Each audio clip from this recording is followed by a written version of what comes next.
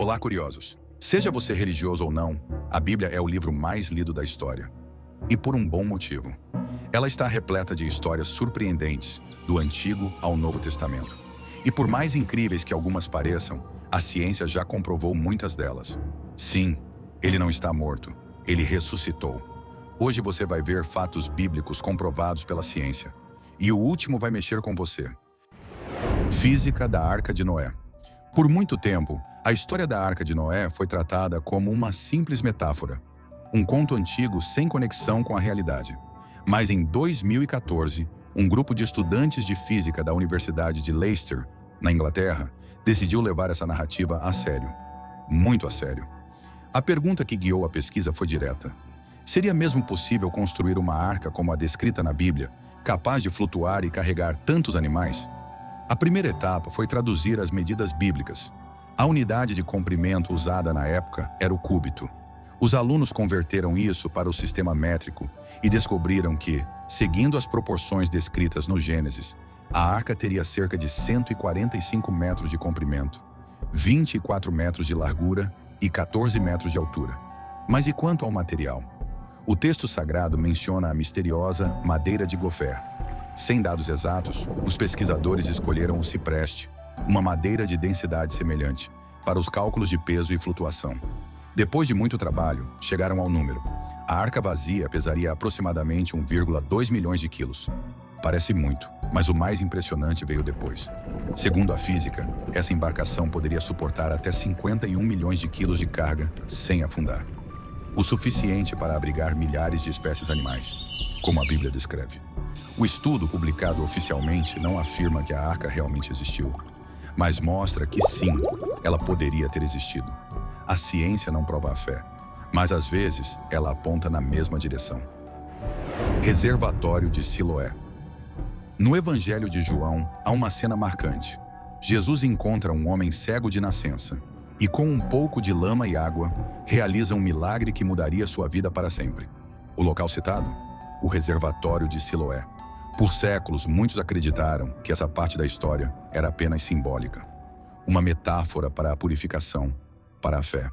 Afinal, nunca ninguém havia encontrado vestígios desse lugar, até que o acaso decidiu revelar um segredo milenar.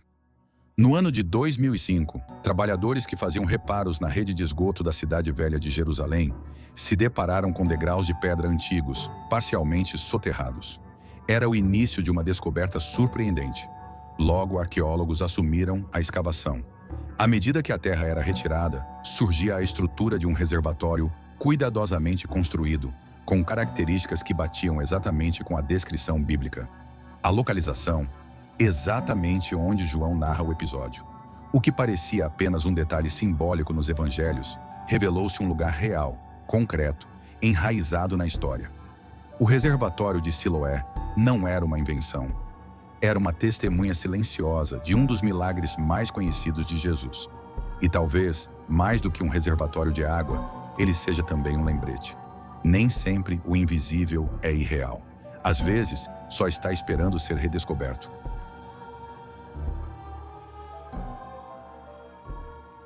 A muralha do rei Salomão. A Bíblia diz que Salomão, o rei mais sábio de Israel, mandou fortificar Jerusalém. Mas durante séculos, essa muralha parecia não passar de uma lenda antiga. Uma daquelas histórias que resistem mais pela fé do que por provas concretas. Só que tudo mudou em 2010. Durante escavações na antiga Jerusalém, arqueólogos liderados por Eilat Mazar, da Universidade Hebraica, descobriram algo impressionante. Os restos de uma muralha gigantesca, com cerca de 70 metros de comprimento e 6 metros de altura, construída com blocos pesados de pedra. Ao lado dela, os pesquisadores encontraram também uma torre de vigilância e uma guarita de entrada, exatamente como descrito no Antigo Testamento. A muralha estava localizada em uma região chamada Ofel, entre a antiga cidade de Davi e o Monte do Templo, o mesmo local mencionado nas Escrituras. Mas o mais importante foi a datação. Os indícios indicavam que a construção era do século X a.C., a mesma época do reinado de Salomão. Não era mais só uma história. Agora havia pedra sobre pedra, prova sobre prova. A muralha estava lá, firme, silenciosa e talvez até esquecida, até ser reencontrada. É como se, no meio da terra, Deus tivesse deixado um lembrete. Nem tudo que é fé precisa viver apenas no invisível. Às vezes, ela se ergue diante de nós, em pedra, história e memória. A Torre de Babel, Gênesis 11, conta uma história intrigante.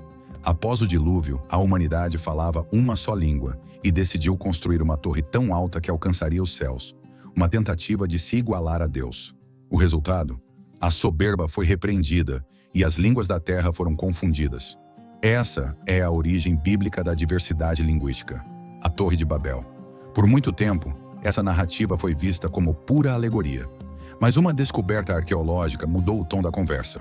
Na antiga Babilônia, atual território do Iraque, uma pedra encontrada há mais de 100 anos voltou a ganhar destaque graças a novos estudos liderados pelo professor Andrew George, da Universidade de Londres. O objeto, datado do século VI a.C., mostra algo surpreendente. O desenho de uma torre em degraus com 7 camadas. Ao lado dela, um homem usando um chapéu cônico e segurando uma lança. Abaixo da imagem, uma palavra esculpida, Zigurate, nome dado aos templos monumentais em forma de pirâmide da Mesopotâmia. E mais, a inscrição identifica o rei responsável pela construção como Nabucodonosor II. Os detalhes da estrutura e o contexto da gravura coincidem com a descrição bíblica. É talvez a primeira representação física da lendária Torre de Babel. Coincidência? Metáfora? Prova histórica? Talvez a resposta esteja em algo mais profundo. A tentativa humana de alcançar o divino e a lembrança de que o céu não se conquista com tijolos, mas com humildade. Está curtindo essas descobertas que conectam a fé com a ciência? Então já aproveita e se inscreve aqui no canal Incrível Curioso. Aqui a gente vai além das histórias. A gente mergulha nos fatos. Deixa seu like e compartilha com alguém que também vai se surpreender com isso. Pôncio Pilatos. Nos evangelhos, ele é o governador romano que ficou frente a frente com Jesus. O homem que lavou as mãos diante da multidão e entregou Cristo à crucificação. O nome dele ecoa há séculos. Mas durante muito tempo, muitos historiadores acreditavam que Pilatos fosse apenas uma figura simbólica, um personagem criado para dar forma ao drama do julgamento de Jesus. Até que a arqueologia mais uma vez entrou em cena. Foi em 1961, em Cesareia Marítima, uma cidade romana antiga localizada na costa de Israel. Durante escavações em um antigo anfiteatro, arqueólogos liderados pelo Dr. Antônio Frova encontraram uma placa de pedra calcária com cerca de 80 centímetros de largura. E nela estava gravado o nome que atravessou os séculos: Pôncio Pilatos, prefeito da Judéia. A inscrição dizia que ele havia dedicado um templo ao imperador Tibério César, exatamente como descrito no Evangelho de Lucas. A peça, escrita em latim, hoje pode ser vista no Museu de Israel, em Jerusalém. Sim, Pilatos existiu, governou a Judéia e viveu na época exata descrita na Bíblia. A história, mais uma vez, deixou marcas na pedra. E o que muitos chamavam de lenda, agora repousa em uma vitrine, gravado com firmeza por mãos humanas. Nem todas as provas vêm da fé. Algumas vêm da rocha. A Cidade da Primavera. No Antigo Testamento, um lugar especial aparece em momentos cruciais da história de Israel. Era uma fortaleza estratégica, protegida por uma nascente poderosa, e foi palco de momentos decisivos. Essa cidade foi chamada de Cidade da Primavera. Segundo os relatos bíblicos, foi ali que o rei Davi consolidou seu domínio. E anos depois, seu filho Salomão foi ungido rei por ordem de Davi, ao lado da famosa fonte de Gion.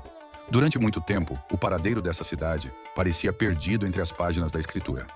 Mas ela estava lá, escondida sob séculos de terra e silêncio. Após 2 décadas de escavações, arqueólogos encontraram a Cidade da Primavera em Israel, na região conhecida como Cidade de Davi, próxima a Jerusalém atual. O que eles descobriram foi extraordinário. Uma fortaleza cananeia com mais de 3.800 anos de idade, construída com blocos gigantes de pedra, cercando e protegendo a nascente de água. Essa estrutura servia como defesa contra inimigos, mas também como símbolo de poder. Era ali, diante da fonte de vida da cidade, que os reis eram consagrados. Era ali que se cumpriam as profecias. Segundo os especialistas da Autoridade de Antiguidades de Israel, essa é a maior fortaleza do período anterior a Herodes, já descoberta no território. Mais uma vez, a Bíblia deixou rastros no chão da história. E entre ruínas milenares, a arqueologia revelou aquilo que a fé já sabia. O que está escrito permanece. Travessia do Mar Vermelho. A cena é uma das mais impressionantes da Bíblia. Moisés, guiando o povo hebreu em fuga, Se vê diante de um obstáculo intransponível, o imenso Mar Vermelho. Atrás, o exército do faraó se aproxima. E então, um milagre. As águas se abrem, formando uma passagem seca para o povo atravessar. Para muitos, essa história sempre foi considerada um símbolo de libertação, uma metáfora poderosa. Mas a ciência resolveu olhar de perto e descobriu algo surpreendente. O cientista Carl Drews conduziu uma pesquisa detalhada, recriando as condições geográficas e climáticas do local descrito no livro de Êxodo. Utilizando simulações de computador, ele constatou que um vento forte e constante, de aproximadamente 95 km por hora, poderia empurrar as águas de um lago raso da região, formando uma espécie de ponte de terra temporária. E essa hipótese não é tão absurda quanto parece. Em 1994, um terremoto nas Filipinas provocou um fenômeno semelhante. Uma rachadura no fundo de um lago fez a água escorrer violentamente, revelando o leito seco por alguns minutos. Testemunhas viram o mar se abrir diante dos olhos. Geologicamente, o que antes era tratado como impossível, agora é considerado plenamente possível. Talvez não saibamos exatamente como foi, mas a ciência mostra que, mesmo o extraordinário, pode ter uma base real. Porque milagres, às vezes, acontecem com o sopro certo, no lugar certo, na hora certa. A cruz de Barrabás, todos conhecem a imagem de Jesus na cruz. Mas há um detalhe que poucos percebem, e ele muda tudo. Na tradição romana, cada cruz era feita sob medida.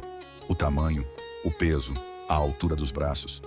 Tudo era pensado para o condenado em questão. Mas no dia em que Jesus foi crucificado, algo não bateu. O escolhido da multidão para ser libertado foi Barrabás, um criminoso conhecido. E com a pressa da execução, Jesus foi levado para morrer na cruz que era dele. Os relatos dizem que, ao ser amarrado, um dos braços de Jesus foi puxado com força até se deslocar. Por quê? Porque a cruz era maior do que ele. Ela não tinha sido feita para Jesus. Ela foi feita para Barrabás. Mas o simbolismo vai mais fundo. O nome Barrabás vem do aramaico Bar-Aba, que significa filho do pai. Ou seja, a cruz feita para o filho do pai foi ocupada por o filho do pai. Jesus tomou o lugar de um culpado. Ele não apenas enfrentou a cruz, ele assumiu a culpa que não era sua. E quando olhamos para esse detalhe, percebemos algo poderoso. Aquela cruz era para mim, era para você. Mas ele tomou o nosso lugar para que tivéssemos a chance de viver. Não foi apenas um ato de morte, foi o maior ato de amor que o mundo já viu. E se quiser mais curiosidades como essa, já deixa o like, se inscreve no canal e clica no próximo vídeo aqui do lado. Até a próxima!